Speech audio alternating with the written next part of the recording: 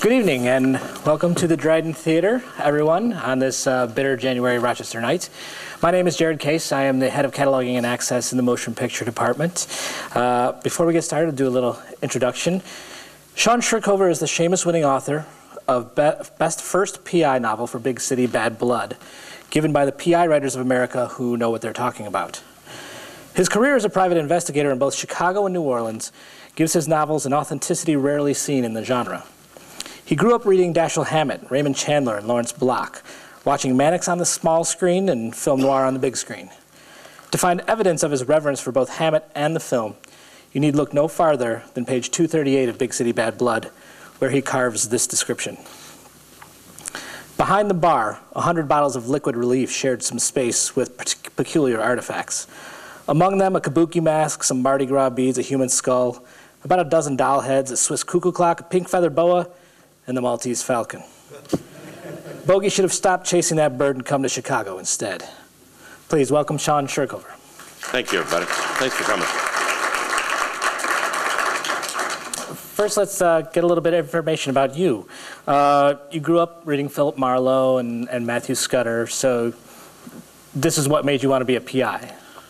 Actually, I grew up in Toronto reading the Scudder books and reading, Ross MacDonald and Mickey Spillane and all those guys. And it actually made me want to write crime fiction. And that's what made me become a PI. I ended up going to Columbia College Chicago, which is a little liberal arts school, and I majored in indecision. And I was, so I ended up getting just a liberal arts BA, and I was getting close to the time to graduate. And I had interviewed a couple of PIs in Chicago to learn how they do the job, because I knew I wanted to write crime fiction.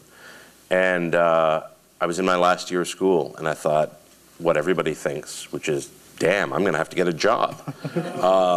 And so I had interviewed these guys, and I called them up, and they had mentioned how they sometimes farm out work to younger guys. And so I called them up and said, would there be any work for me? And they said, yeah, if you get qualified. So concurrently with my last semester at Columbia, I took the mandated courses from the state of Illinois and got my blue card and went to work as a PI. More because I needed a job and I thought it would be good research, kind of research gone mad, and I ended up doing it far longer than I intended to in Chicago and New Orleans. And tell us about what a typical day as a PI might be. Well, there isn't really a typical day. One of the things that you see in PI fiction, both in books and in movies, is that you see the investigator working on one case exclusively, and that's necessary for the needs of narrative, for dramatic narrative. But real life is not like that at all. You work on many cases at a time, and you do your billing in 15-minute increments. Sometimes you go down to the county clerk's office, and you'll be looking up public records.